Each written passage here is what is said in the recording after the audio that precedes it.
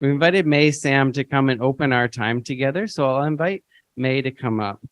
May was born into the Malahat Nation, and she's a master knitter in the tradition of the Cowichan sweaters.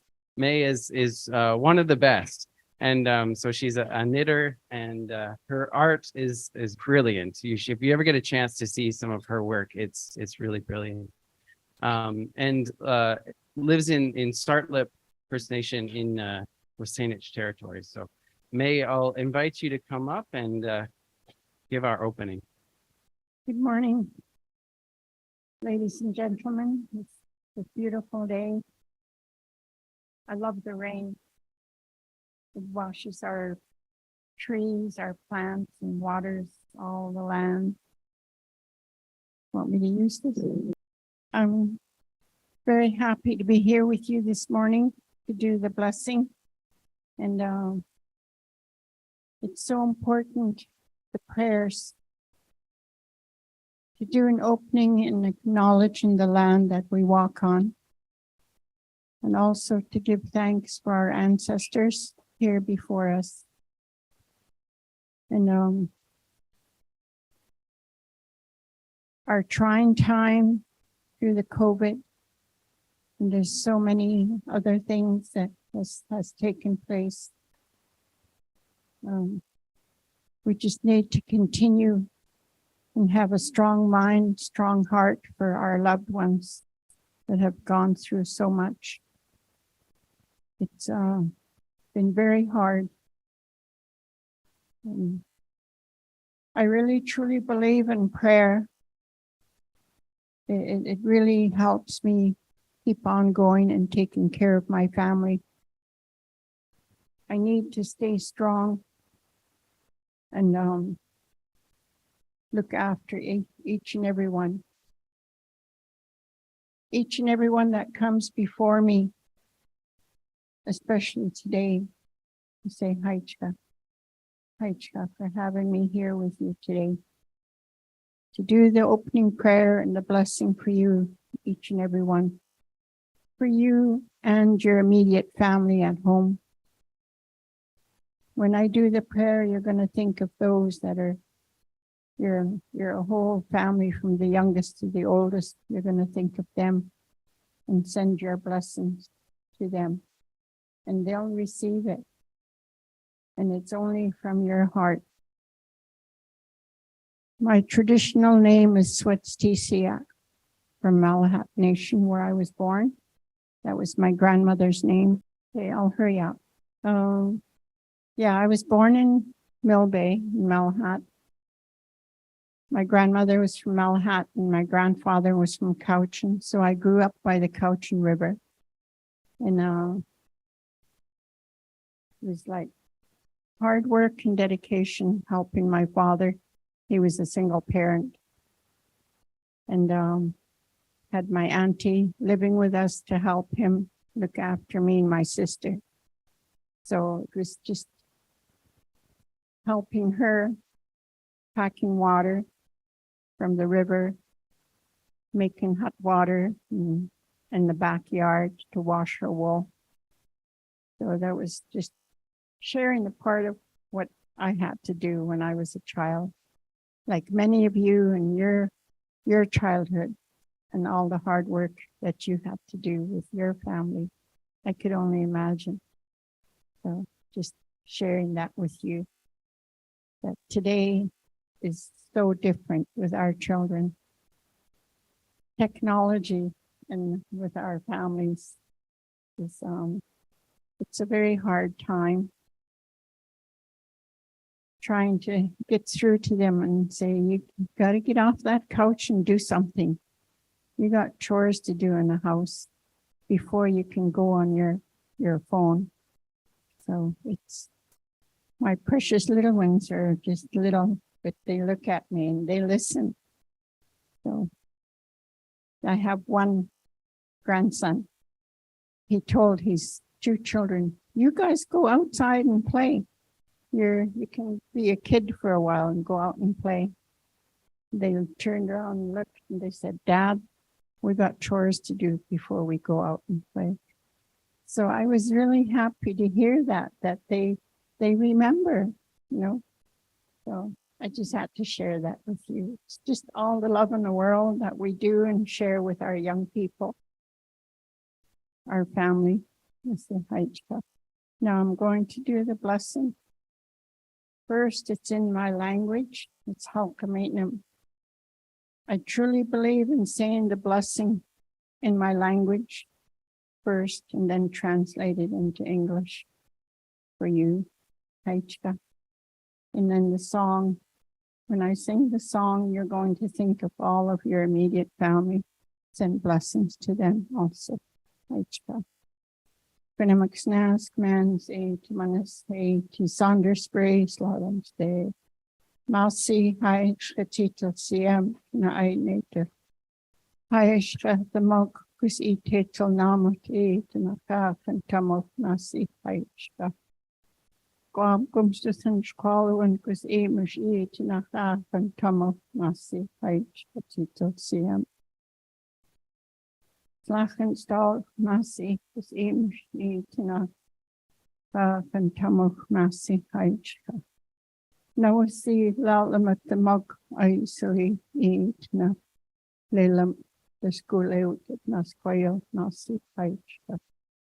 And now see Jichumi Slachen stall for the Hach and Tamoch E to now Laguanan, Springmaker, Saw, Sainich Tamoch E to now Matulia, Nasi Haichka. Jichumi Lal met the Mokni, the Gaki out.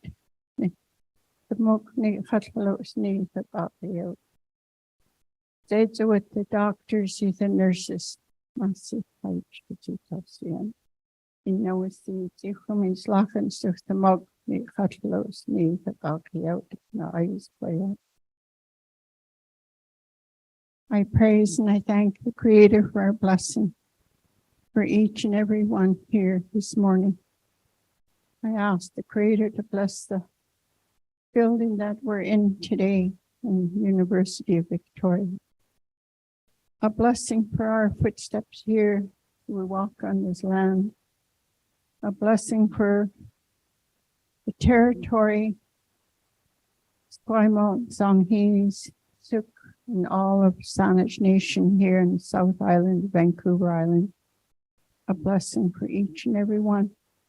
Take care of your family, immediate family, from the youngest to the oldest. And a blessing for today, all the topics that is brought out, to bring it out and give a blessing to each and every one. I praise and I ask the Creator to take care of each and every one in our footsteps here, to watch over each and every one, be strong, be happy. Happiness is the strength that we have to carry on taking care of family. And also to carry on in the work that we do each and every day and each and every night. I've asked the Creator to bless those that are doctors and nurses taking care of our loved ones in the hospital, to give them strength and watch over them and take care of them in each and every way. We cannot be weak in our ways. We have to be strong to take care of each and every one. Haichka. Haichka.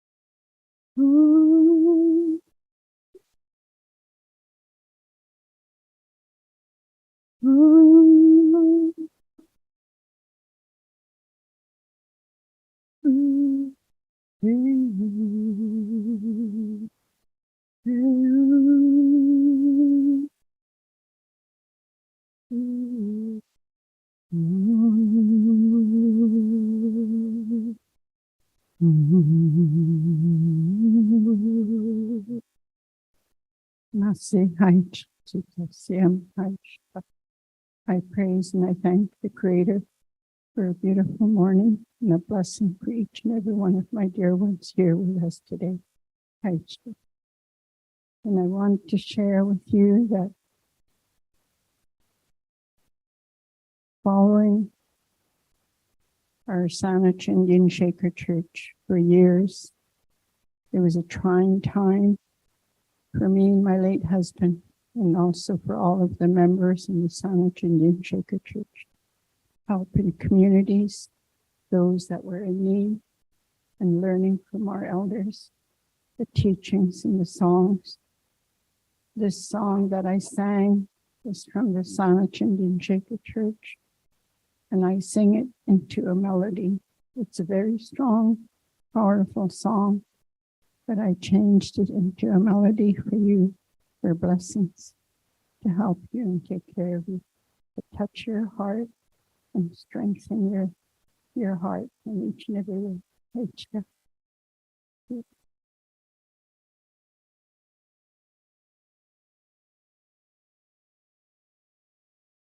Aishka, May, for that wonderful opening and blessing. Thank you. So now we're moving to our first session of the day, and I want to thank David and Bishop Anna for getting us started yesterday in a really good way. I thought the context setting that David provided us for these more detailed conversations today is going to be a really great start for our conversations over the next couple of days.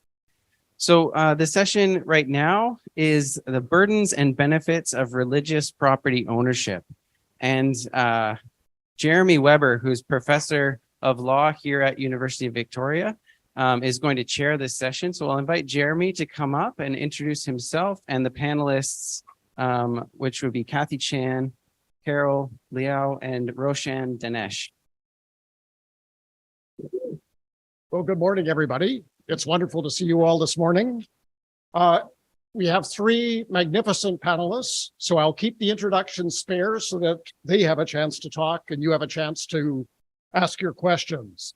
Our three panelists will speak each for about 20 minutes, and that should leave us something like 40 minutes for discussion at the end. I'll introduce them all now in order so that there are no interruptions as we go through. So the first speaker will be Dr. Catherine Chan. She's professor of law at the University of Victoria. She's an expert in many areas, but especially in the law of charities and the relationship between law and religion. And as we heard last night, she's currently the director of the Center for Studies of Religion and Society during the sabbatical of Paul Bramadot. She'll speak first. Our second speaker is Dr. Carol Liao. She's a professor in both the faculties of law and business at the University of British Columbia. She too works across many areas, especially corporate law and sustainability, climate governance, in relation to which she's co-investigator of the Canada Climate Law Initiative, and also in gender and racial justice. So Carol will speak second. And then our third speaker is Dr. Roshan Danesh, who has been a consultant to many First Nations organizations and to ministers in the provincial and federal governments of Canada. He's really been somebody who has been on the front lines of reconciliation, and he's one of the country's leading thinkers on what recognition and reconciliation ought to mean. He's also a scholar of law and religion. He holds a doctorate in the field from Harvard Law School, has many publications on religious law, especially on Baha'i and Islamic law, and indeed, he's a dedicated member of Canada's Baha'i community. So those are our three panelists, and without further ado, I'll ask you, Dr. Shan, to begin.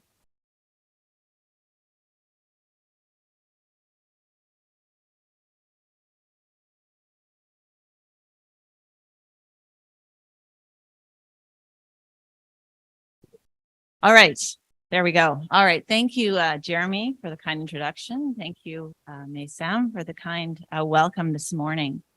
After hearing Professor Seljak last night, I decided that I was going to move things around a little bit because I wanted to begin by trying to tie our discussion this morning to what we heard last night. So I did this very late in the middle of the night last night, so we'll see how successful it is. But I wanted to take us back, and for those of you who weren't able to be there yesterday, David outlined 4 periods in kind of Canadian colonial history from a religious studies perspective: colonial Christendom, plural establishment, secular Canada, and kind of emerging period of post-secularism. And he also offered a framework for thinking about social change. And I think I've got some slides here. I don't know how easy they'll be to see or how helpful they are. But he talked about, kind of how as we move from social order to social order, people, as they move forward, are convinced that they have solved whatever problem was associated with the previous social order. But while much is left behind, much is carried forward. And there are contradictions in the new social order that create dissent, conflict, and irrationalities. And I wanted to try to think about this, and I don't know if you can see this or read it, but I was trying to think it through in the context of what we're talking about today, specifically, the property holdings of religious institutions, and particularly of the mainline churches in Canada. And so if we start kind of at the bottom here and think about kind of and that brown arrow is kind of the representation of the Indigenous presence, right, that predates all of the kind of colonial property holdings that are the subject of what we're talking about today. And the Supreme Court of Canada has recognized this, since we're talking about law, right? As far back as 1973, the court said that the fact is that when the settlers came, the Indians were there, organized in societies and occupying the land as their forefathers had done for centuries, right? So we have that always, right, at the base of and underlying what we're talking about. And then kind of what I've tried to interpose on top is a kind of timeline of the periods that Professor Seljak laid out last night, right? So colonial Christendom, right, which begins, I think, with the contact and the assertion of European sovereignty, and goes in his timeline until 1840, right? 1840 to 1960, we have plural establishment. 1960 to, I think I was guessing there, to kind of 2020, right, when everything changes, secular Canada. And then if we add the kind of property law dimension to that, right, we have the Supreme Court of Canada saying in the same, I've got the wrong citation there, but saying in a more recent case, and in actually most of its Aboriginal rights jurisprudence, something to the effect of, at the time of the assertion of European sovereignty, the Crown acquired radical underlying title to all the land in the province. And we have, in accordance with that understanding of the way that the title is held by the Crown, after the assertion of European sovereignty, right, this period where the churches acquire a huge amount of property, right, in different ways, in different places across this land. Okay. And that period, I would say, is not completely over by 1960 when we start to be in a secular Canada, right? But I think the bulk of the acquisition of property is probably, and I say this without kind of knowing all the facts, right? But it's probably mostly done before then, right? But because of the way that property, some of the things we'll talk about, right, with the nature of property rights and the nature of the kind of common law property holding system, that property holding carries on, right? And so we're in this period where kind of our world has shifted, our social order, as Professor Seljak has said, has shifted, but property rights don't shift that quickly, right? And so, right, we're now in this, let's call it the going into a post-secular period where there are, I think, real challenges to this legal understanding that the Crown acquired radical title to all of the land everywhere, right? At the time of European assertion of European sovereignty, we have the Supreme Court of Canada itself kind of wading in and saying, well, terra nullius actually never applied in Canada, right? We've got the Pope now wading in and casting doubt on the legitimacy or the scope of the application of the doctrine of discovery. And so, right, but yet those property rights are still largely there, right? And that property is still held in the church. And so I think this does go here with much of what Professor Seljak said about some things moving forward, but some things being carried forward into new periods, and about the conflict, right, and dissent that can ensue. And I think we really see that in this area. Okay, so just to give us kind of a sense of what we're talking about, this is a chart that I found online and was someone helped me to simplify, trying to estimate the wealth of religious charities in Canada by province. Now, this was created by a nonprofit in the context of kind of trying to make a policy report that contests some of the tax advantages that churches currently enjoy. My understanding is that the methodology was one of kind of scraping data from the T3010, so the tax forms that religious charities provide every year to CRA. So I'm not going to vouch for the accuracy, like exact accuracy of these numbers, right? Even the group said this was an estimate. But if anything, it's probably an underestimate, because those land and building numbers there, right, which are estimated at $3.7 billion in BC and $26 billion nationally, are based on the original purchase price of land and property, right? So I'm guessing that the numbers are actually quite a bit higher, okay? But even if we take this as a ballpark, right, I really just show it to you to talk about, right, the scale and scope of what we're talking about, and to kind of put it in the context, right, of this picture. And the other thing that Professor Seljak did last night very helpfully was to articulate, I think, some of the questions that we want to start to address today, right, in a preliminary way in the time that we have. So he posed these questions. What is the relationship of churches and church property to the state in a market society? How have the churches acquired their property, right? Who was marginalized or exploited or excluded in that acquisition? And what benefits did the churches enjoy out of that ownership? Were they earned, or were they the product of Christian privilege? And what obligations does the accumulation of property to what obligations does the accumulation of property under the conditions of Christian privilege give rise? So the speakers after me, I think, are going to start to speak, I think, mostly to that final question.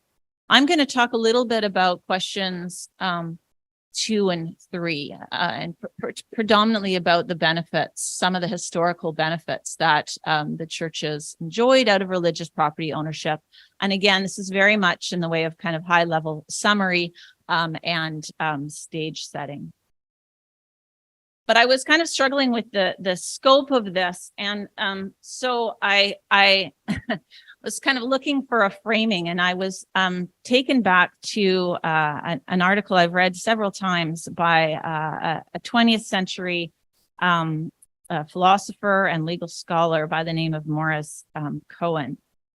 And at the risk of going too deep, too early on a Friday morning, I want to begin the process of addressing some of the questions that Professor Seljak raised by taking us back to an address that he delivered in 1927. The address, which was later published in the Cornell Law Journal and remains an important piece of the common law, property law canon, I think contains three key insights that provide us with a little bit of a way into our discussion today.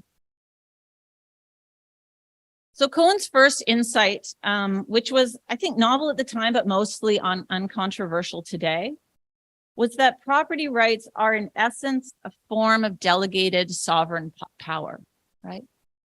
He wrote that the essence of a property right is not the fact of physical possession, but the establishment of a relationship between individuals in reference to things, right? And he drew, in fact, right, on stories from the Hebrew Bible or Old Testament in making this point, right? If Laban has the sole disposal of his daughters and his cattle, Jacob must serve him if he desires to possess them.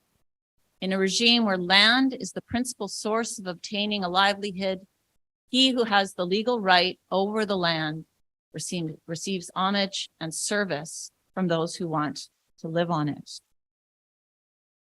Okay, so I think that provides us another way to think about the scope of these numbers. The second insight that Cohen offered, and I think most of my my remarks will focus on this one, is that the laws of property, right? It is the legal structures, by and large, that confer this sovereign power on, as he called it, our captains of industry and finance, right? And I would suggest perhaps also at various times the captains of religion. So Cohen offered examples from feudal law, right? The feudal baron back in medieval England had the right to determine, I should say, the marriage of the ward, as well as the right to nominate the priest, right? If you held the land, you got to decide who served in various positions. But he also points to the famous American Lochner decision, where the U.S. Supreme Court struck down a minimum wage law in the Depression era, and notes how in the 20th century, right, there's this kind of passing of sovereignty from the state to various other entities, including private employers. Okay. I think if we think about this in relation to church history and law, it offers us some insight, right?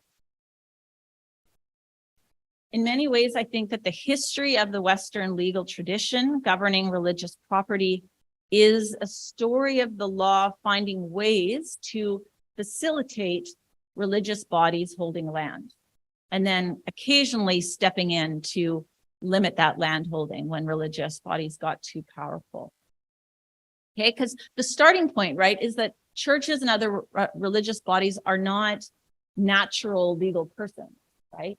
They are voluntary associations of persons, right? That's probably the easiest way to conceive of them before they own buildings, etc., right?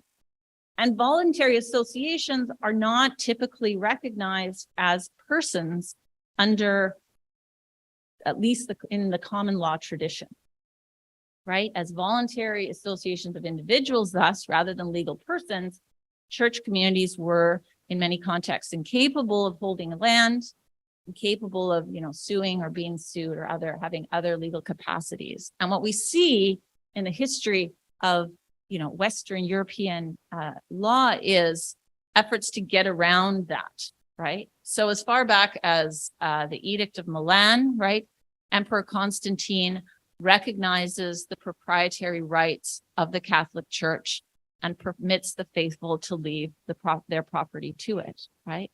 The church is a legal person because the emperor decides that the church is a legal person capable of holding property.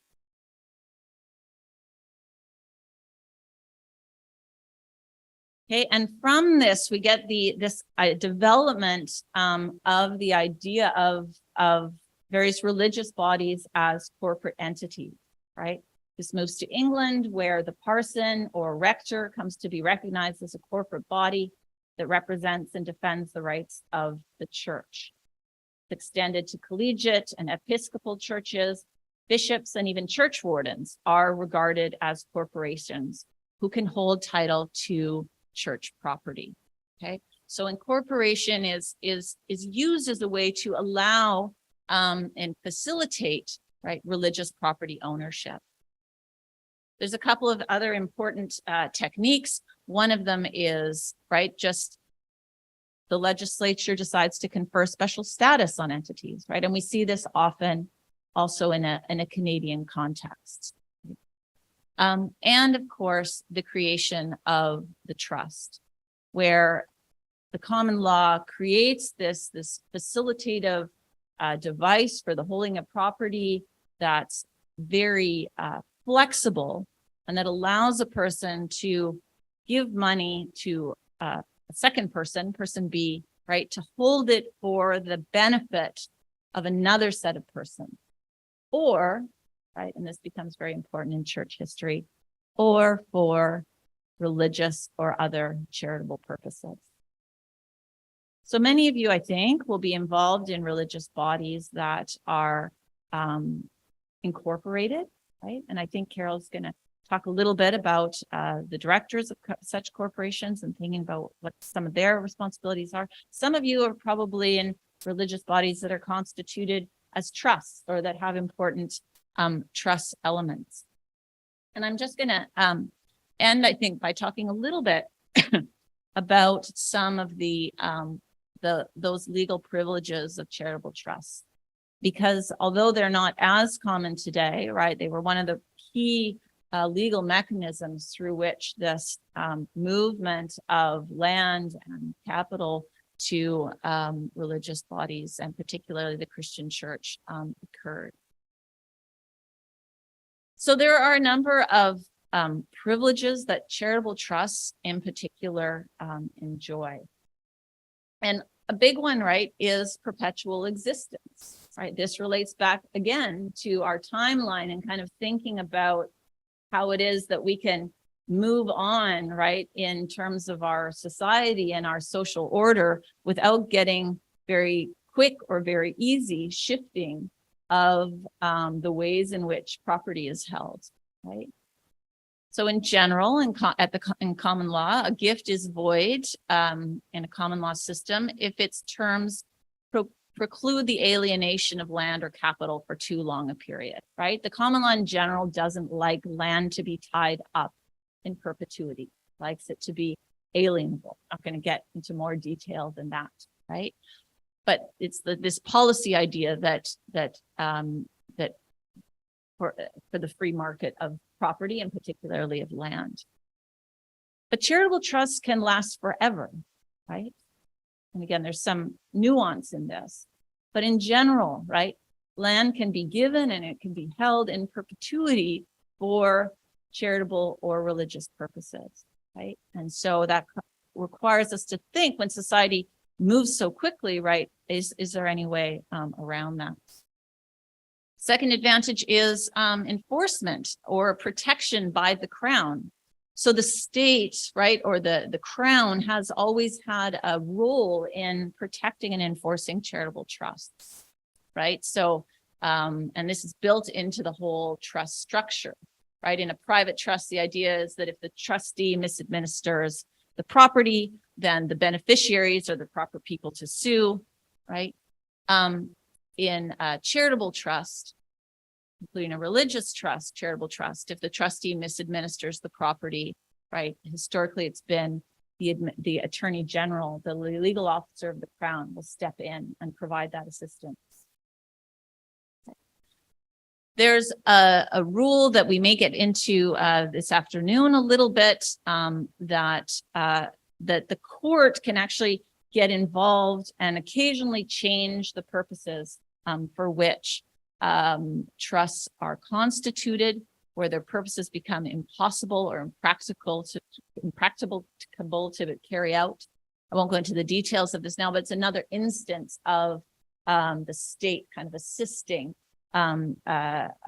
charitable trusts, right? And then finally, of course, there are all the tax advantages that have developed and are enjoyed by religious charities.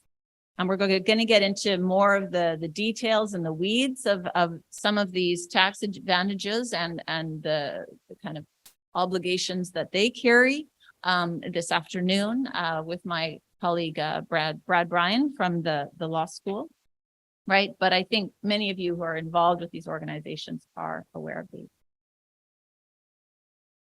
Okay, so I just want to end with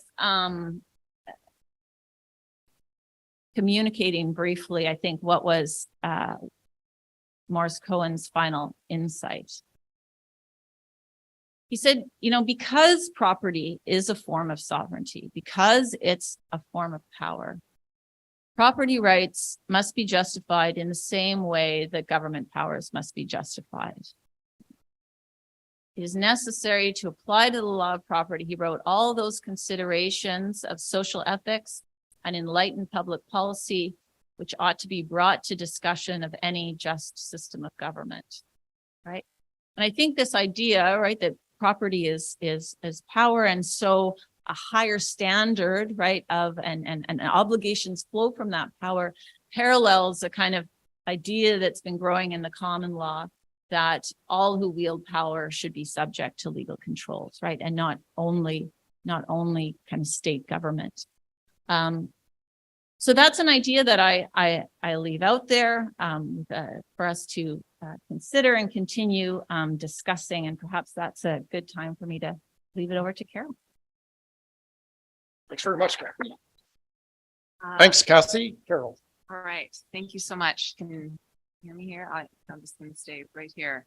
And so, hi, everyone. I'm very happy to be here. And I want to thank Dr. Chan for the invitation, and Dr. Weber for the very kind introduction, and also to Elder Maysam for the wonderful opening. I'll admit it took a bit of convincing by Kathy to get me here, because admittedly, I don't specifically study religious institutions and religious property. Kathy is the expert in Canadian law on that, as is Roshan, so Dr. Danesh. So, you know, and you may not know this, but actually I have her 2016 book here, Public-Private Nature Charity Law, which I'm more than happy to shill for her, because she would never do that herself. But you know, my expertise is in a different field of law. And the funny part is, this morning when I was introducing myself to my table, the question, oh, are you a lawyer? And I said, yes, and I'm one of the worst kind. And they said, oh, no. I said, well, I'm a corporate lawyer. Like, yeah, okay. My field is in corporate law. And how Kathy got me on this table is to help me understand what I'm to discuss with you today, which is to talk about what I know, which are fiduciary duties in corporate law, and to apply that to the intersection when it's in the context of a director of a religious institution. So I'll talk about that along with the relationship between those fiduciary duties and the governance model and form of property holding that a religious community may adopt, and also, and more specifically, recent governance trends that seem relevant to churches and other religious institutions in 2022, of which I actually think there are a lot. And it's kind of interesting, actually, having seen, you know, and Kathy kindly had sent me the stats on the property numbers the other day, and I think it was maybe to not get me off guard, which is good, because she'd pitched it as though it was a group that are running nonprofits, running charities, trying to understand the legalese and all that. And then when I see the numbers, I'm like, you guys are larger than some of the largest hedge funds, and holding AUM that to me is quite shocking in number. And so it's a bit of whiplash in a way, and sort of understanding the dynamics within the church, and the knowledge that's within. So I'm going to try and lay out some of the foundational concepts in fiduciary duties and talk about that. And forgive me as I lay out these fundamental concepts for some in the room that it may be quite basic, but I do want to make sure that everyone's on the same page. And I promise to lead to my ultimate points on trends that are relevant for the church. So agency is this essential building block that it's an essential building block in business. And it's actually a 200 plus concept that's really heavy on the case law, and it can get quite complicated, especially if you get into the weeds. But that's why I often boil it down quite succinctly when I teach it, because it is something that we sort of inherently may all already seem to know, which is to say that if a person gives you agency to act on their behalf, you have a fiduciary duty to act in their best interests. And what you do as their agent can affect that person's legal position with third parties. And now charities, nonprofits, corporations, as Kathy mentioned, used to not have separate legal entity status, but now they're all considered separate legal persons in the context of religious institutions. But they're all considered separate legal persons under the law, meaning it has its own legal identity, that can sign contracts, that can be sued, etc. And directors, as well as the officers, which are those that are appointed by the directors to manage the organization and the delegated powers, can have various duties and responsibilities to that charity and nonprofit, these fiduciary duties. And fiduciary is a legal term that means a person who has a responsibility to act primarily for another's benefit. And they're imposed by law to protect who are vulnerable from those who have power over them. So fiduciary duties from doctors to their clients, lawyers to their patients, and lawyers to their clients are some examples of fiduciary duties that we see all the time. And in the context of religious institutions, that protection is for that religious institution. And directors have to act in the best interests of the organization that they serve all the time, even at the expense of their own interest.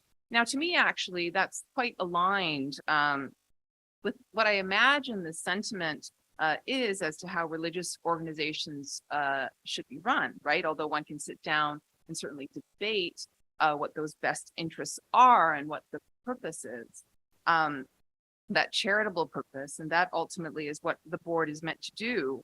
To me, most would expect that the director of a religious institution would be thinking about that church as opposed to themselves. But certainly we have stories that we've seen in the news where that may not be that case, where accounts have been diverted to personal accounts, right? Now, there may be some form of pluralistic governance in a religious organization that may want to invoke may want to be used in addition to what's mandated by the Societies Act. But legally, directors are somewhat referred to as the directing mind behind the organization and they serve, right? They're the public face of an otherwise artificial structure. And for this reason, the law and the public look to directors of a corporation, of a nonprofit, of a charity, to ensure that accountability. And so these fiduciary duties have been defined under their statutes. They've also been developed under the common law, so by the courts, meaning that courts have created these precedents for directors to follow in their interpretation of the statutes. And these fiduciary duties can be divided into two main branches, the duty of care and the duty of loyalty. And under the Societies Act, a director of a society must, when exercising their powers and performing the functions of a director of a society, exercise the care, diligence, and skill that a reasonably prudent individual would exercise in comparable circumstances. Now, what that means is that directors have a duty of competence, meaning a requirement to act with a certain level of skill. So it describes this level of attention required of a director that can be described as a duty to be informed and to act with competence and diligence. However, it doesn't require directors to be experts, but rather to be act in accordance with a particular standard of care. Now, I'm going to come back to this when I talk about some of those trends that are occurring in governance that matter. But that, generally, it's important to take comfort that directors won't be found liable if a court found they acted prudently and on a reasonably informed basis, right? Decisions have to be reasonable in light of all the circumstances, and directors and officers knew or ought to have known, okay? Knew or ought to have known. And again, I'm going to refer back to this. But there is also protection in the courts then to say, we're not going to second guess your decision that you made at the best, with the best set of facts you could at that moment in time. All right. Like just because you thought this was a good idea at that time and now proven to be a very bad idea, as long as you were reasonable, you took care, you thought about it and you made that decision. We're not going to tell you, well, your silly idea to create, keychains out of, whatever, like just, we're not going to find you in breach of your fiduciary duties for that, right? Your bad business decision. There's also a duty of loyalty that you must act honestly and in good faith with a view to the best interests of the society, and you must act with a view to the purposes of the society. And again, we have our expert here talking about charitable purposes, but this duty of loyalty is a personal duty and it can't be delegated. And this means among other things, they are generally not directors aren't allowed to profit from their role, and they must avoid all situations in which their duty of the organization conflicts with their personal interests. Okay.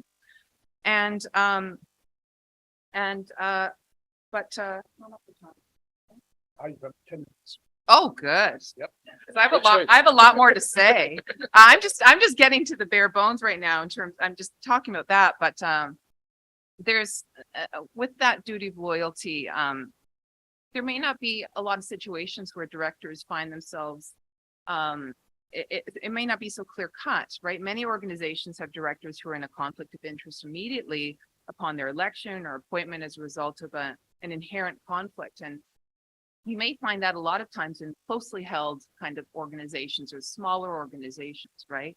And some of these conflicts are they're just unavoidable, where a specific board composition is considered desirable, and especially where the perspective of certain types of directors is important to running nonprofit types of organizations. Okay. And I can get into how you deal with that, but largely it's disclosure. And like getting approval from those non-conflicted directors to pursue whatever type of transaction or decision at the time that's to be made moving forward. So to whom are fiduciary duties owed?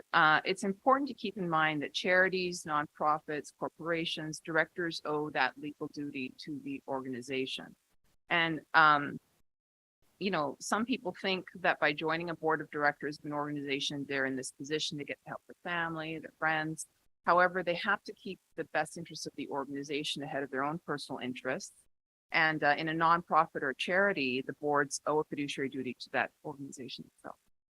Now, in my waning minutes, I just want to talk about some trends in governance that are highly relevant in the context of our topic. Knowing now that the church is one of the largest landholders in the world, this did pique my interest to be here because one of the most rapidly evolving and potentially risky areas that are occurring right now are fiduciary duties. I always want to have a good joke when that happens, but it never comes, and I'm so annoyed.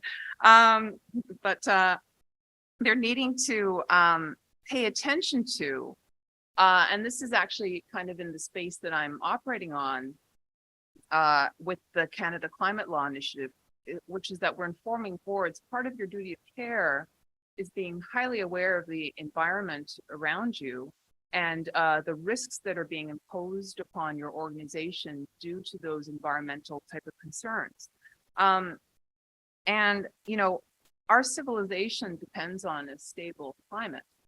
And as put by the Supreme Court of Canada, climate change is actually a threat of the highest order in the country and, indeed the world, right? Um, and the truth is sometimes it sticks out like a sore thumb as a topic, talking about climate and the environment. And this may be one of those instances in the context of religious institutions, but it isn't actually, it should not be. It actually is something that needs to be kind of integrated within all our conversations today, given the urgency in which we're addressing these types of issues. And as property owners and those that hold power in society, actually, the issue of climate and the stability of our civilization, it's intertwined with all these other live issues that are large governance trends right now in terms of truth and reconciliation, and in terms of EDI, which is equity, diversity, inclusion, in terms of ESG, which is a really hot thing right now, but it's environmental, social, and governance principles, but really all intertwined with sustainability and us being able to thrive as a society and leave positive legacy for our future generations. And so when we talk to boards on quite a regular basis, I'm part of an initiative that is all about communicating the latest in climate science and fiduciary duties to boards across corporate boards in Canada. We are informing them on how climate change is an existential threat to humanity. It's actually different than a lot of other risks that boards may be considering in terms of it being a risk multiplier. That is really transforming how we need to think about business, how we need to think about all our transactions going forward. And I think that the conversation and in talking about trends, and Jeremy, please just cut me off whenever you want, because I could talk about this all day, which is just that the landscape is changing right now in terms of governance. We are watching litigation risks skyrocket. There's more than 2,700 climate-related cases that are happening worldwide. And the issue actually, I actually tried to look this up to see if the church has been sued at this point, because, we're seeing corporations, municipalities, individuals, governments getting sued for not meeting, for not reducing their greenhouse gas emissions. And litigation risk is a very legitimate concern, as well as physical risks and transition risks. And so for property owners now in this day and age, understanding the implications of the assets you own towards climate mitigation, climate adaptation mitigation, actually is incorporated in part of your fiduciary duties to your organization and your duty of care.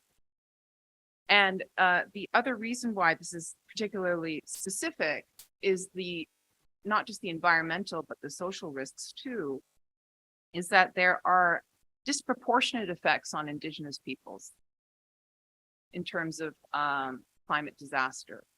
And also there are racial disparities, there are gender differentiated impacts, there are disproportionate impacts on the global South and on the poor and on the most marginalized in our communities, which, I actually think, to the great credit of religious institutions, the idea is to, I think, help those most marginalized. And so climate change differs because of the systemic and interconnected risks that can act as that risk multiplier. And there are implications for organizations and individuals. So I think what I'll do is I'll just stop there in terms of the final point, which is that you have this duty of care and this duty of loyalty to your organization.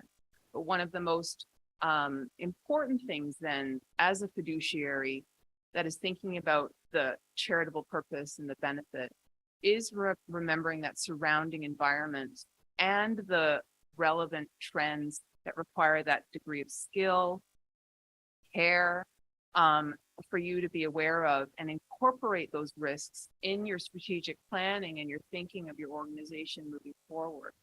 And that may mean looking at who your suppliers are, like what's in your contract, who's benefiting from it, how is this furthering your charitable purpose? Like what are your greenhouse gas emissions? People don't really connect the dots on that yet, and we won't right now, but we will soon. People don't know often what scope 1, scope 2, scope 3 emissions mean. That just sounds like a foreign calculation. But in fact, actually, the federal government has endorsed what's called the Task Force on Climate-Related Financial Disclosure. The regulator for the banks has also endorsed it. What that means is it's an access to capital issue going forward. So having that on your radar, I think, is probably one of the biggest things moving forward in terms of trends that shouldn't be so disconnected from what we do. And as the years go on, maybe you'll remember this moment where it was first flagged as churches needing to think about climate. But as we reach these tipping points in Earth systems, and as we look at what the world may be, if a 2-degree world, a 3-degree world, a 4-degree world, which is catastrophic, that tipping point may begin when we think now as leaders of our organizations what we want to do in order to ensure that we are leaving a sustainable legacy for our children. Thank you.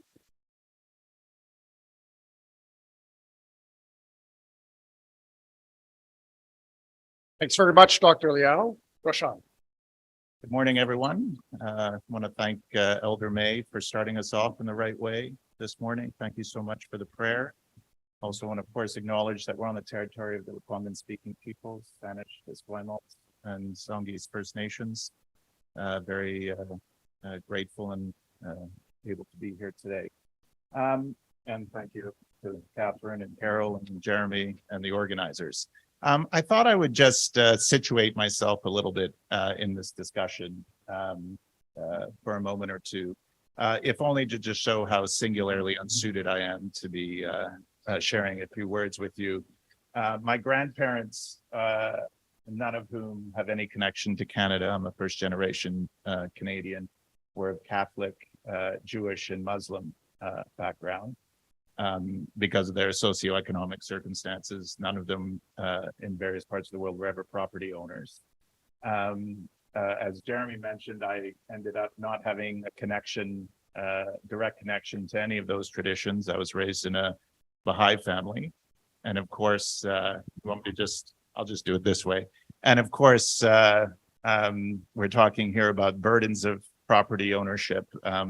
And of course, the Baha'i experience is in many ways the opposite of what we're discussing. It continues today to be a story of land being confiscated and taken away, both from individuals and collectively because of their faith. So not even in a stage of recovery of that land yet. I should also acknowledge, I see some of my law school professors here from many eons ago. I was an okay student, but they may remember property law was my worst grade in all my years of law school. So again, not particularly appropriate that I'm here speaking on this subject. I have had the fortune over the last 20 years or so to work and try to support First Nations, the First Nations Leadership Council of BC, a number of national First Nations organizations, and also in the work of title and rights and implementation and decolonization and reconciliation. And I also had the privilege of serving as the special counsel on reconciliation to Minister of Justice Jody Wilson-Raybould for the years that she was the minister, and you all know how that played out. At which point I moved on, and for the last number of years I've been, in addition to continuing to work with First Nations, been advising the government of British Columbia on their legal change regarding the United Nations Declaration. So it's sort of some of those experiences that I would share. I'm going to share a few remarks. And I'm not going to approach this subject in any sort of technical legal way. I'm just going to provide a few contextual observations that might help you with your deliberations and thinking. and actually going to start in a somewhat, I think, perhaps different place than where the discussion's been, which is when one looks at certain religious legal traditions, monotheistic religious traditions, in a sense, the Abrahamic prophet Abraham lineage, Christianity, Judaism, Islam, and some others, one really sees four discourses about property and a relationship to property. One of those is property as a privilege, right? The idea, of course, and of course, this is expressed differently in different traditions, but the idea that ultimately our relationship to property is not really of ours and is not something we are entitled to. It is a blessing, a bounty, a gift, which comes with its specific responsibilities that we carry with it. And those responsibilities are talked about in different ways in different religious traditions, whether it's as trustees or stewards or so forth. So in the Psalms, you'll find statements about how look at all this property and what a blessing and bounty it is from God. In Islam, you see traditions about how everything in heaven on earth is ultimately the divines, and we have stewardship responsibilities in relation to that. So the idea that property as a privilege, and of course, I'm talking both scripturally as well as in the lived experience of religious traditions when I talk about these four discourses. Of course, when we talk about property as privilege, though it's very, of course, many differences and many plural indigenous legal traditions, you'll find many expressions of some form of that property as privilege notion, whether we're talking about, for example, the 7 generations principle, the idea that in how we relate to the land and care for the land, we're looking both backwards in a way in terms of the generational responsibilities, but also governing and stewarding the land in a way that looks forward 7 generations, and how the decisions that we're making now have to be reflected in those kinds of decisions. So that's one, I mean, I'm going very quickly, of course, discourse about property. A second discourse about property that we'll find in these religious legal traditions is property as a problem, right? And this is the idea, of course, that of course, expressed differently in different traditions as spiritual beings, our relationship to material reality, to physical reality, to property can be a challenge for us. It can raise ethical, moral issues, which one has to be cautious don't interfere with one's spiritual reality, one's spiritual purpose. So you see in various religious traditions all sorts of discussion from, be wary about coveting things that others possess or coveting material and so forth possessions, to all sorts of discourses and discussion around detachment, the importance of charity and good works in relation to what one has, even, of course, in some instances, condemnation of wealth or forms of wealth and so forth on. So property is a problem, and with it raising ethical and so forth issues, challenges, relations with.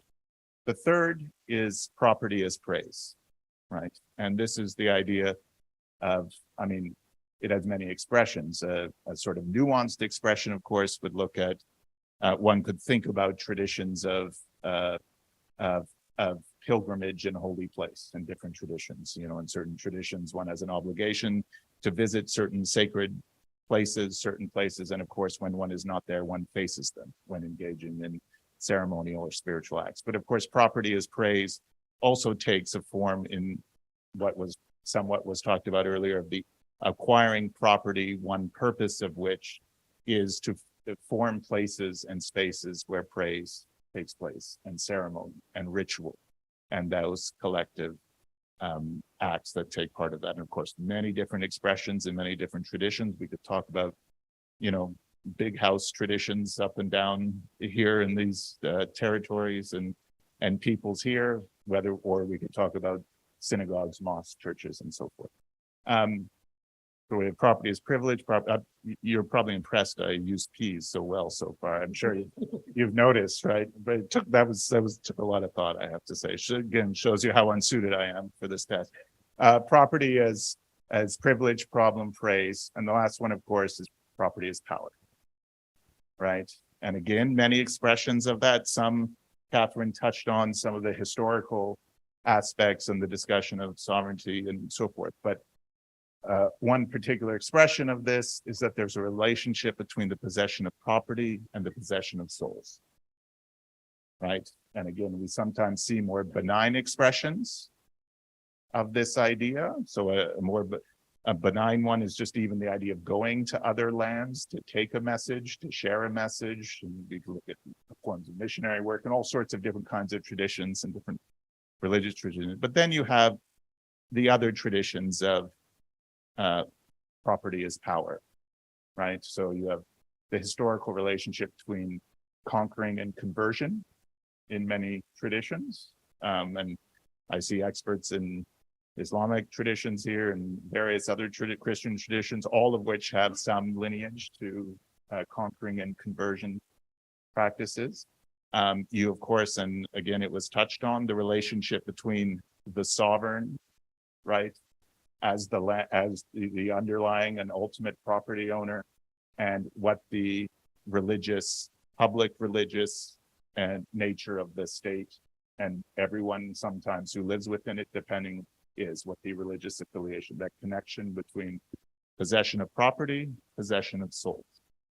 And so, of course, it's this last discourse of property that, when we're talking about the issue of colonization, reconciliation, has had a particular resonance, right? When we talk about the history here and the legacy of that history that we're continuing to experience and talk about. And it seems like you've had some discussion about what one obvious expression of that was, the doctrine of discovery. I won't go into it. I assume it was talked about last night and Catherine spoke about it, but this is a particular, almost steroidal expression of that property as power, right? Because within the doctrine of discovery was the complete subsuming of the possession of souls to the possession of property. The idea, in effect, that only Christians could be property owners. And so whoever was there was, in effect, dehumanized and even removed from that equation, the land becoming possessed and the spiritualization of that land, in a sense, the possession of it in the spiritual sense, all took place from Christians owning, possessing the property. And then, of course, the notion of terra nullius that was referred to becomes a public international law. It is a public international law concept, but then becomes expressed as one form of that has resonance in that Canadian tradition, terra nullius, the idea that land without an owner and therefore it could be possessed. That was how there's a discussion of it in this lineage that leads up today. Now, bringing those four discourses, privilege, problem, praise, power, forward, just a few observations. The first one, of course, is I just want to acknowledge, and it's important in particular from where we are standing and sitting right now, is there are signposts of different traditions in the history. It's not a uninterrupted direct line from the doctrine of discovery and terra nullius. We see signposts in time where there was an assertion or an expression of something different. So you have, for example, the Royal Proclamation of 1763, which gives some form of direction that it's some form of consent of Indigenous peoples is needed for the land relationship to take place. Or more directly to this place, right, where we are right now, right? This is an area and Elder May's people that she talked of course, there's a history of treaty making, pre-Confederation treaty making here. Governor Douglas, or when he was chief factor of the Hudson's Bay Company, in the 1840s, was sitting around here and saying, we're going to need more and more land for settlers who are coming, and we need to build an economy, and very interested both in land and coal, accessing coal up and down Vancouver Island for that. So he writes home and says, what do I need to do? And they write back and say, well, you have to form treaties, right? This is that relationship between sovereigns. So he started doing that in 1850 to 54, so we are in territories right here where there is these pre-Confederation treaties. But that stopped, right? There was a period of time that was done here up in Mid-Island with Snuneymuxw and Snuneymuxw, and then in some of the Colloquium peoples. But that practice stopped as Canada formed. And what you see take shape as Canada is formed, as Confederation comes around, is that the relationship with Indigenous peoples becomes based on two twin policies, right? And they're often called the policies of denial and the policies of assimilation, right? And if you just think about what those words mean, denial has to do with the land relationship and the idea that there was no landowner here. It is the terra nullius. It is that possession of property concept, directly dating back the possession of property. And assimilation was the idea that that there was nothing that should be preserved or maintained from the culture and ways of life and social orders of the people who were here before, the Indigenous peoples. And that's the whole idea. And I'm quoting, of course, everything from take the Indian out of the Indian and the residential school system. Those twin policies, denial and assimilation, are a secular in the sense of being entrenched in the law of the state, a secular expression of possession of property and possession of souls and that relationship. And it takes a specific form in the Indian Act in Canada in the late 19th century and then updated at various times into the 20th century. The Indian Act is the embodiment. It establishes the reserve system, which is the expression of that denial, and it also is the legal basis for the residential school system, the banning of the potlatch, all sorts of practices that we see. Now, when am I out of time yet? Nope. Close? 5 minutes.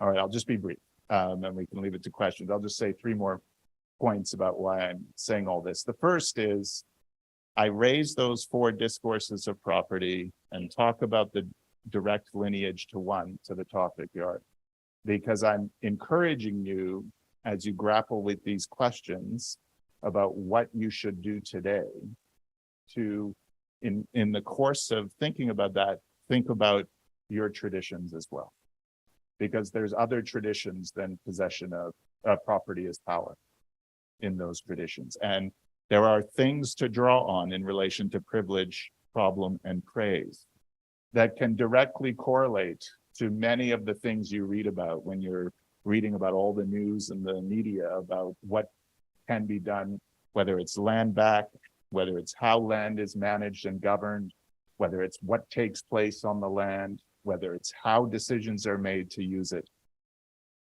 Really principled, important shifts can be made if one looks at how to draw on privilege, problem, and praise as distinct from the historical distortions that emphasize property as power. So one of the reasons why I took that is I'm encouraging you to think in those terms about these issues. The second, and I'm not going to be able to speak to all of this, is just reflecting the question that you're asking, which is what can I do? What should I be doing? Because of course, a question that is being asked across the social spectrum, from governments to individuals to civil society to organizations. And it's being asked at a time, importantly, and one of the reasons it's being asked is because we are in this moment of rupture and this moment of transition, right? From denial and assimilation to recognition and implementation. And this is a moment that, you know, Indigenous peoples, through their advocacy, I mean, they brought us to this moment, but of course, many times throughout history, thought we would reach that transformative moment much, much earlier. And from the 1920s, when the real encroachments from the Indian Act, the reserve system, the residential school system really began to become obvious, and leaders from all over, but from BC in particular, head out to Ottawa.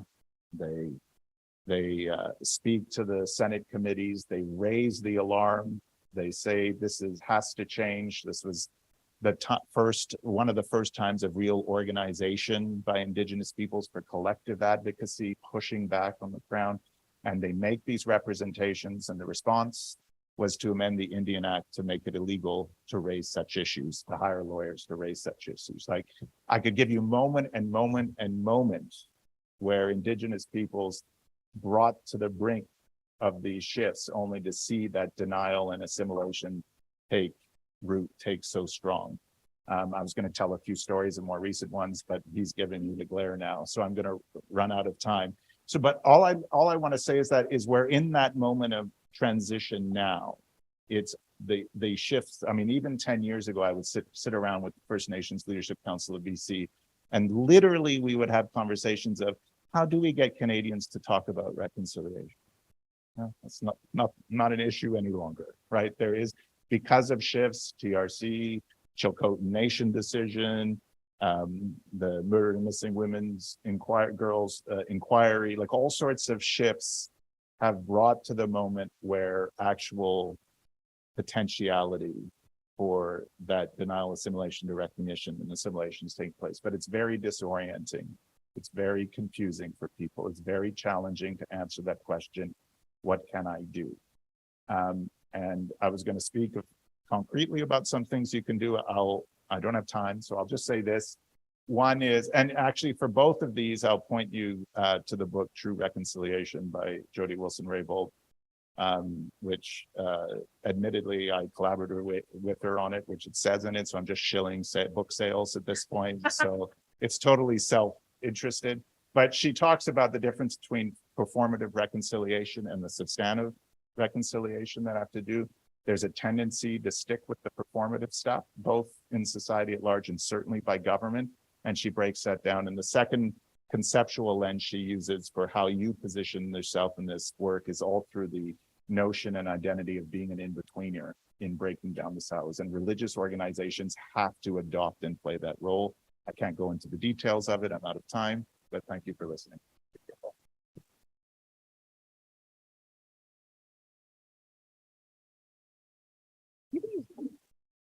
Thanks very much, Dr. Danesh. Now there are people with microphones who can help you to ask your questions. And while you're warming up and getting ready, I might just ask a question myself in order to stimulate conversation among the panelists. And I thought I would ask a question to you, Dr. Liao. All right. And that is that the fiduciary, the object, touchstone for the fiduciary obligation that you mentioned is the interest. It is essentially conceived in corporate law as a private interest. It's the interest of the shareholders and their benefit. Wrong. Great.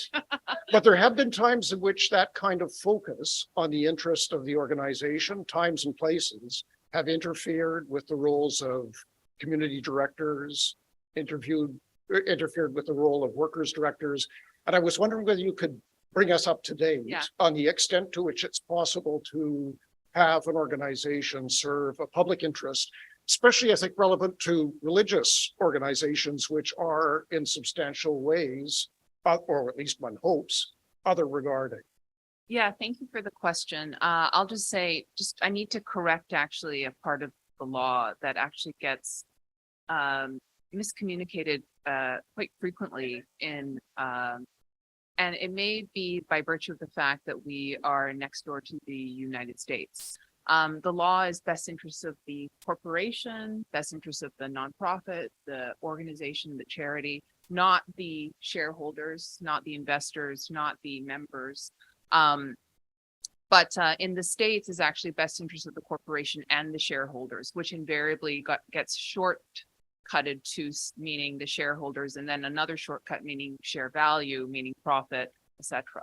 When actually a lot of recent history has also shown us that the shareholders' interests are not solely based on profit and the bottom line, but actually on also not frying the planet. And our corporate law has also been amended recently to clarify that best interests of the corporation includes taking into account the interests of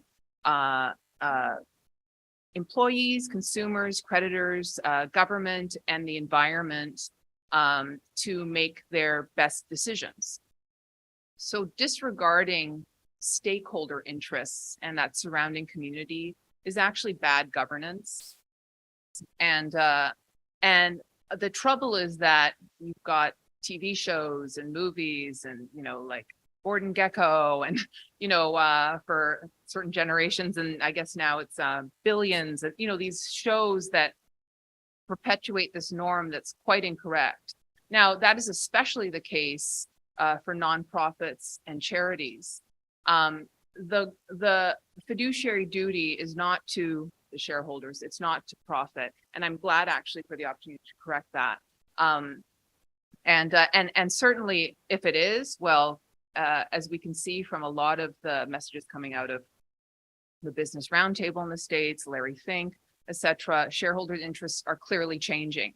And they're all hyper aware of the surrounding environment in which we're in, where we need to take into account, again, a lot of these social aspects that are also equatable as risks, right? Now, the rest of your question related to how to address that. So, picking up on what Roshan said, because I really loved this messaging on privilege and power, and also with Kathy. I think the church is actually this transition period that we're speaking of. There is so much of that is occurring. And given what we've seen in terms of social movements as well, with Me Too, Truth and Reconciliation, Black Lives Matter, Stop Asian Hate, the pandemic, and then with this period of our clean energy transition that you're going to see, whether we like it or not, there's these shifts in this movement as we hit tipping points in Earth systems that are going to mean we're not going to be able to come back from them. That disruption can be seen with sort of a sense of fear for change, or we can embrace that and actually be leaders and transformative potentially in that trajectory and in that opportunity. And so, if the church as a community is genuine in incorporating truth and reconciliation, if we're genuine in our support, even within these colonial systems that have, subjected and oppressed Indigenous people since the creation of Canada as a nation. It was born on the Indian Act, right? The very least we can do, the very least is to respect the land and the earth. And we do need to chart a viable path forward, recognizing, the rapidly evolving laws and regulations. And for me, the main takeaway is to know corporate law is not limiting you from doing that. It's been highly misinterpreted, what the law obligates you to do, right? You must take into account the environment. You must take into account your members, the community, the surrounding people in which you're impacting.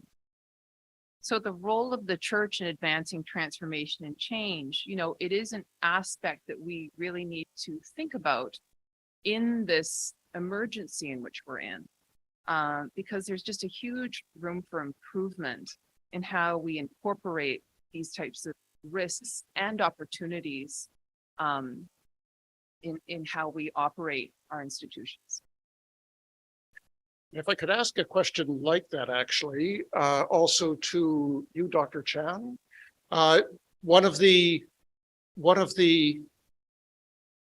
comments that, what are the implications of what Dr. Danesh was saying may suggest that we have to reimagine the kinds of purposes that the property ought to be put to, ones that are appropriate to our time, to our place, to a reevaluation of our histories.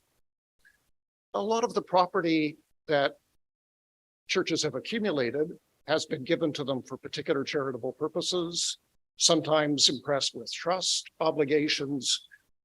What kind of flexibility is there for thinking of those purposes in ways that are appropriate to our time? I would imagine that much of the funds that are held by churches are defined by purposes, or at least were initially given for purposes that were seen to be appropriate to that time. What latitude is there for having them address the challenges of our time. Thanks. So, I mean, I'm tempted to leave that. I think we should put that question again to our panel this afternoon. Because I think Stanley Martin and Luke Johnson will be almost better placed than me to answer that question in specific ways. But in general terms, I'll say a couple of things. I do think there is a little less flexibility actually in the nonprofit realm, perhaps ironically, given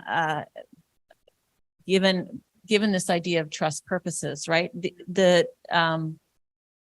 for-profit corporate acts and those structures, there's so much flexibility, whereas in the nonprofit sphere and in trust, if you have a trust or a society that's constituted for purposes, the decision-making, the fiduciary duties do have to be carried out by reference to those purposes, right? So it's very important to understand what your trust purposes or corporate purposes are if you're operating in a nonprofit society or a trust in a way that it's not perhaps more taxing perhaps than in the for-profit. And I think we can ask, I mean, there's reasons why that is. There are some legal tools that I'll perhaps leave for the panel this afternoon to talk about, by which sometimes trust purposes can be amended.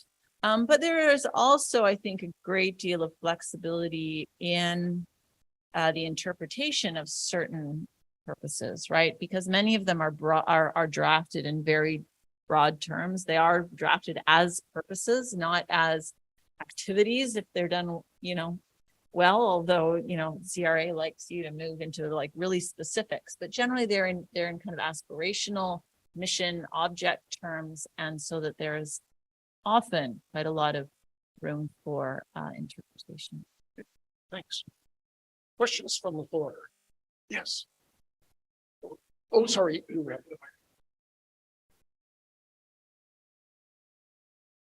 I'm intrigued at the extent to which the issues are framed in terms of the colonial period, because the Anglican Church only exists and originates in acts of massive property theft. I mean, if it hadn't been for Henry VIII declaring certain Catholic doctrines as superstitious uses and taking all of the monasteries and all of the chantry endowments, I mean, that was the property basis for the church. And then we have the theology of the various toleration statutes through the 17th and 18th century.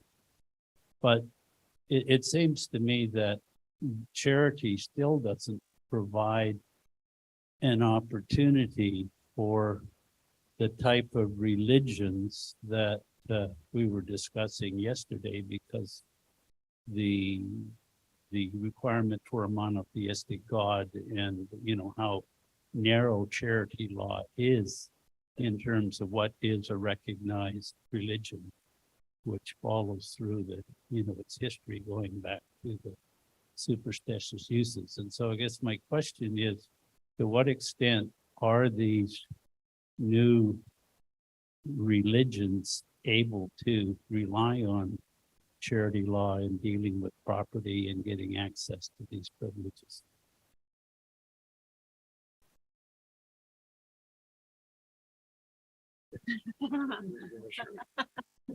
Everyone's like, that's you.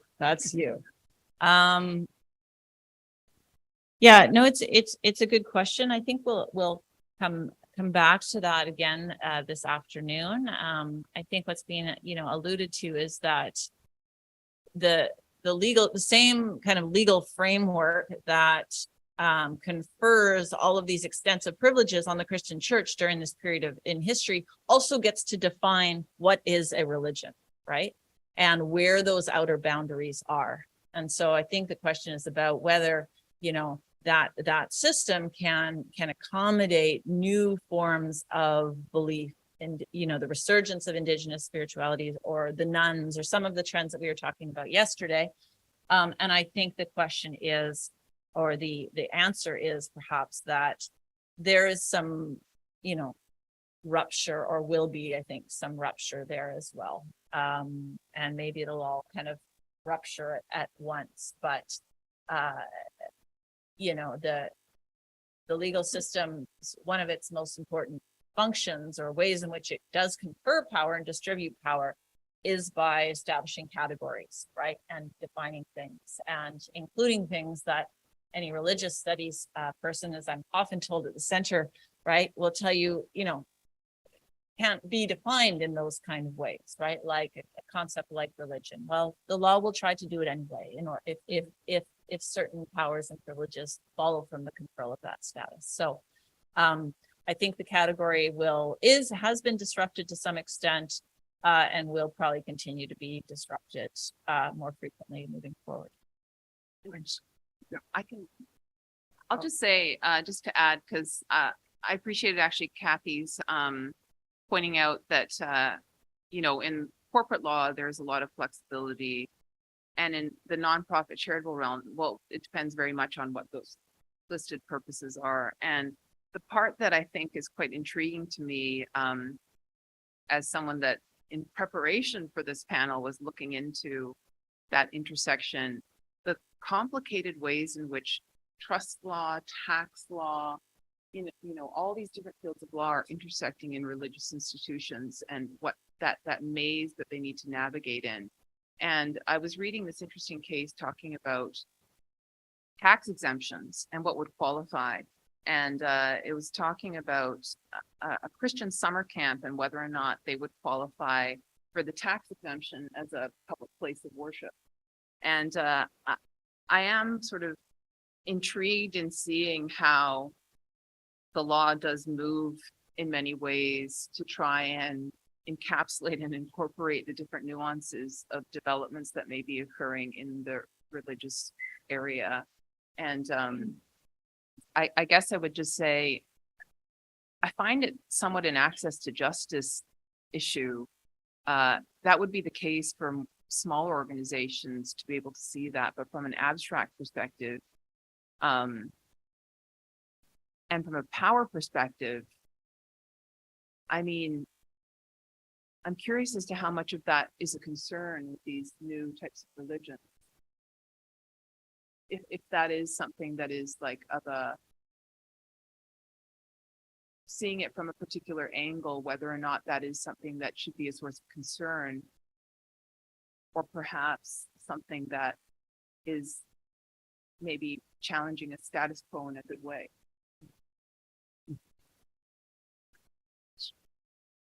I want to thank you all for your remarks earlier. I'm just trying to piece it all together and contextualize it. I've been thinking through a few things that fit.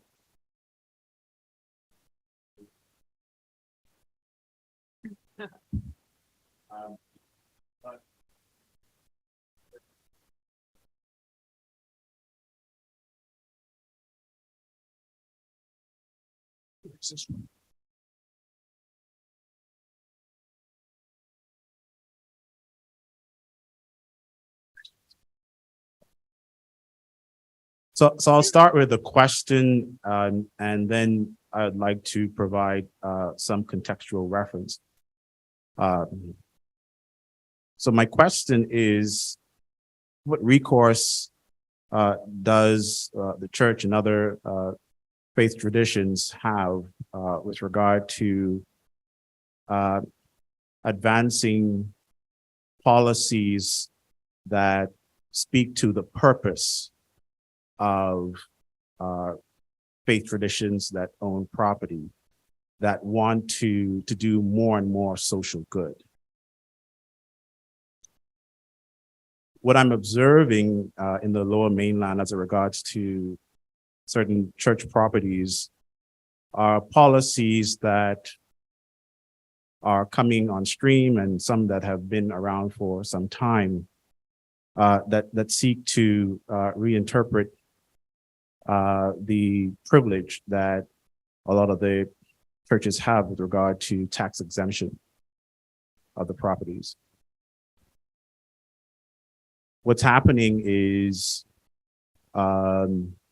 a challenging of that privilege where the parts of the property that are being utilized or rented to other parties that are using the space for profitable purposes are considered as a taxable event.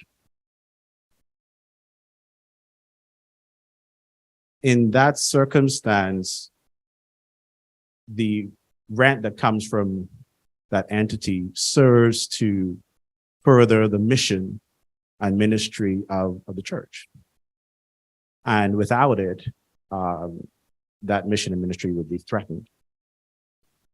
And of course, this mission and ministry also contributes to addressing issues of social housing and food security, also indigenous relationships and work with regard to truth and reconciliation, and also addressing climate. The other thing that I'm also observing are subtle policies, or rather, I would say, requests coming from municipalities with regard to seeking support from religious organizations to advance the cause of addressing social housing and issues related to First Nations and poverty reduction and all of those things. Whereas they've been asked to consider putting up a social housing building or to consider placing temporary homes on the property. So there seems to be this sort of ebb and flow, push and pull from municipalities to either challenge the privilege or to exploit that privilege to a certain degree. And for faith traditions that are really trying to do good for the well-being of everyone, but are coming against policies and political pressures that seek to threaten its existence, and at the same time asking for those faith traditions to support the work of the municipalities. Like, what options do we have in terms of addressing those pushes and pulls? Thanks. Thank you. Thank you for that series of remarks and question. Again, some of the, so your question raises a number of different issues, right? About the tax exemptions that are available to charities in different contexts, about their relationship with government, and about how their directors and fiduciaries can respond. I don't want to get too far into, so there's something underlying your question, that a big question about how religious charities do and are perceived to benefit the public, those outside, right, in the community who are not part of the people of faith or whatever, right? And that's a big question. It's a legal question. It's also a question of communication, and we're going to get into it directly, the nitty-gritty of it this afternoon at 3 o'clock. So I don't want to preempt that too much, but there's also a question, I think, about the relations between religious institutions and government bodies, municipalities more generally. And I'm wondering, Roshan, if you have any thoughts on that, kind of on navigating that space and some ways forward.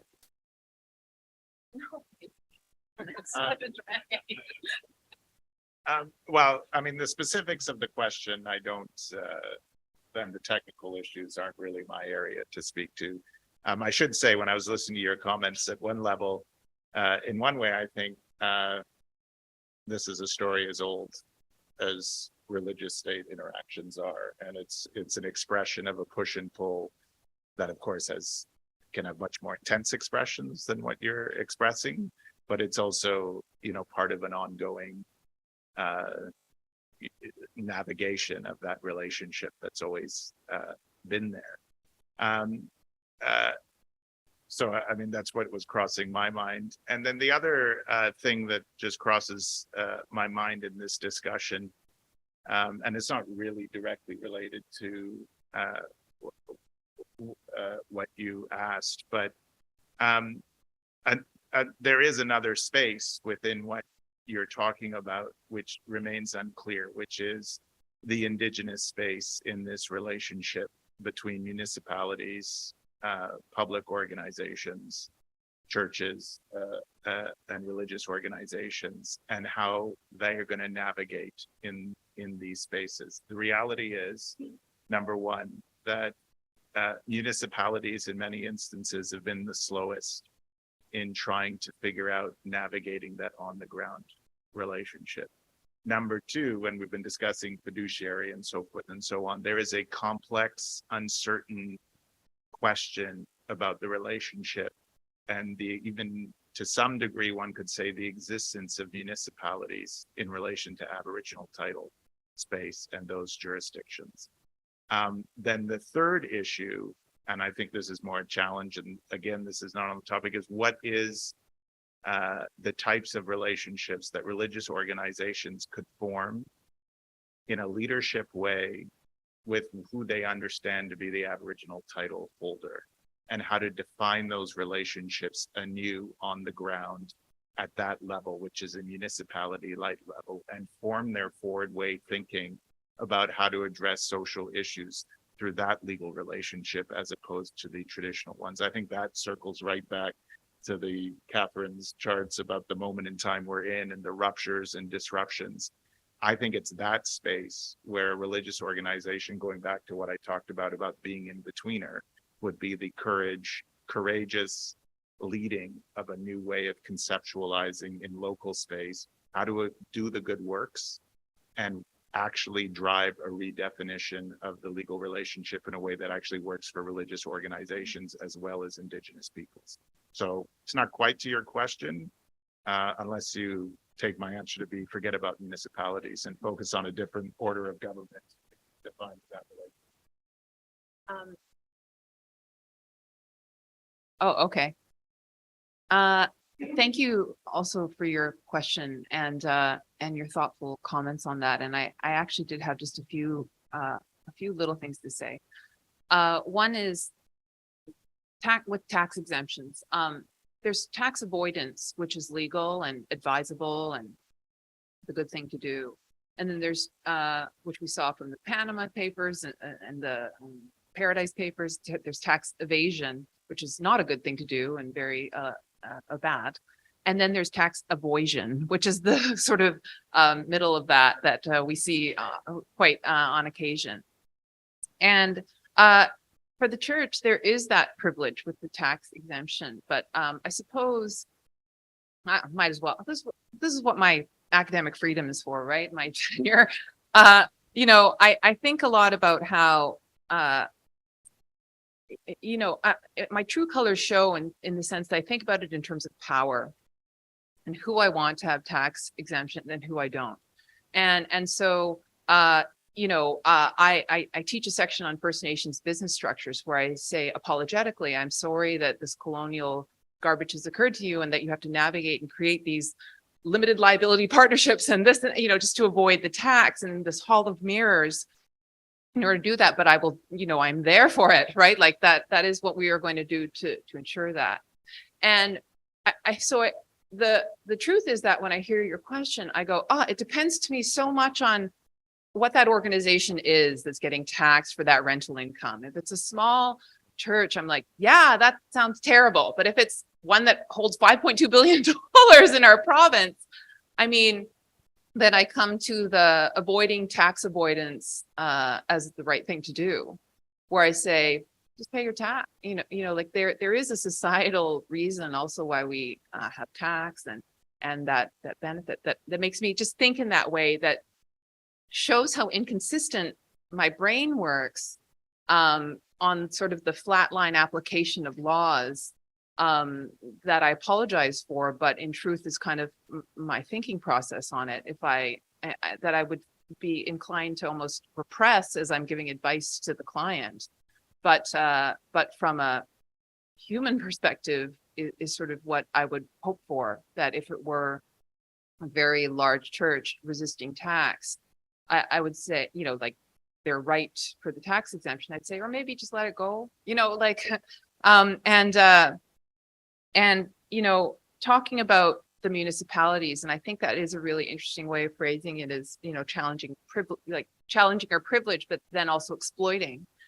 And to me, that is in a way sort of the challenge with the paucity of our public purse, so that they're really tapping into the lack of the social safety net that we are now, you know, that should be provided by the state, that we are then requiring food banks, we're requiring, you know, like churches to step up and to provide, you know, some of the essentials that really, one would argue, in a healthy democratic system, the idea would be that there would be that social welfare provided also in the, you know, institution in which we pay our taxes and you know, do these things, that there's living wages, that there's this stuff. And the challenge is not having then the church or nonprofits replace what I feel should be something that is a human right, right? To have enough food to eat, to, you know, do these things. But unfortunately, that's sort of where we ended up. And so what I said, because the food bank actually wanted me to be on their board, and I said, it's interesting because I think your goal is to need to not exist, right? And so, you know, like, we don't want to grow our clientele, right? Like, although we do want to reach those in need, but then there's that bigger structural problem that kind of needs to be addressed there. And so that's kind of the challenge in that. And so what the church may need to do is realize why they're being kind of, they like, you know, produce these social, because we need the social housing and you have the money and please, you know, like, and so from that context, that might better inform kind of how we approach things like. Yeah, thank you. My question is for Roshan. I really appreciated your presentation and the 4 Ps. I think it's good branding. And that typology is quite illuminating to me. And I guess my question maybe errs more on the philosophical side of things, and I would just curious to have your thoughts on this. But do you think that the liberal legal form of property, where like the bundle of rights in the common law or the collection of attributes in civil law, do you think of that legal form as a conduit for that discourse on property as power? Or do you think that the legal form as it exists today is, I guess, has enough plasticity within it or flexibility within it to be a conduit, to be expressive of the other forms of discourses, whereas property as privilege, praise, etc.? Thanks for that. I guess a couple of things come to mind. One is, I would say undoubtedly the common law lineage and traditions around property have, on the one hand, been part of the weapon in the arsenal of colonization in a whole host of ways. And what you see going on in, you kind of see an evolution in how the common law system, well, here in Canada, have been trying to grapple with that reality. So one is you see the lineage, and Catherine could have called her through to Chilcotin in her notes, the lineage of law and Aboriginal title as it's evolved, has evolved to the point of a talk around the need for that there is space in the common law for Indigenous conceptions of property, and Indigenous legal traditions and the common law tradition to interact and intersect. And out of that will inform the notions of Aboriginal title and so forth, and how it means, what it looks like and what it means, and how the Indigenous perspective and the common law perspective will form what some of those relations will be. I think there's now even a recognition, though, that that's just simply not going to work. That it plays its role in transitioning things. It plays its role in, it has played its role in clarifying some of the legal parameters and moving governments in particular in certain directions. But at the end of the day, what we're grappling with is the reality that at the time of Confederation, Indigenous people were not there. And prior to that and post that, that relationship between sovereignties did not occur. And we are in a massive project of trying to recover through institutions that were on one side of that, articulate what that relationship should have been like and could be like today. And it doesn't work without a fundamental transformation in our conceptions of where we, first principles of where we're starting from and where we're going to.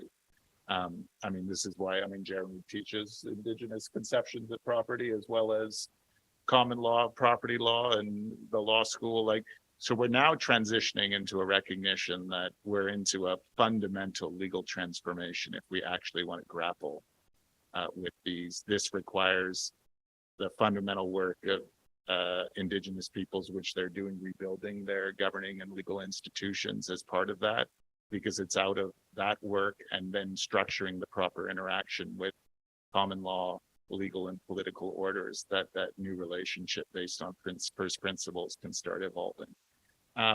There's all, I should say, you can see all of these inconsistencies I'm talking about in, for example, the Chilcotin Nation decision itself, which on the one hand says terra nullius never applied in Canada.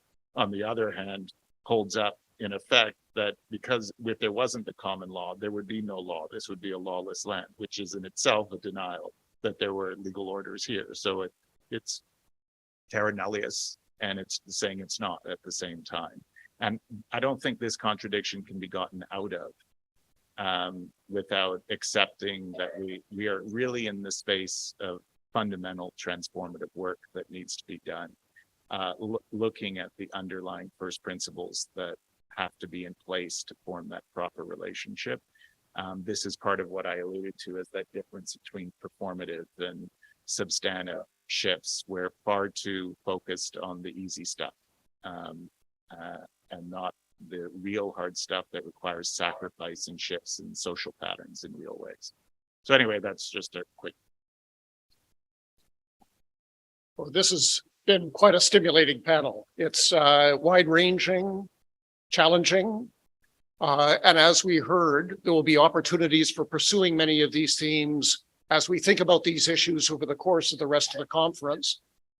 But for now, I'd like to call upon you all to thank our three wonderful panelists for getting us on.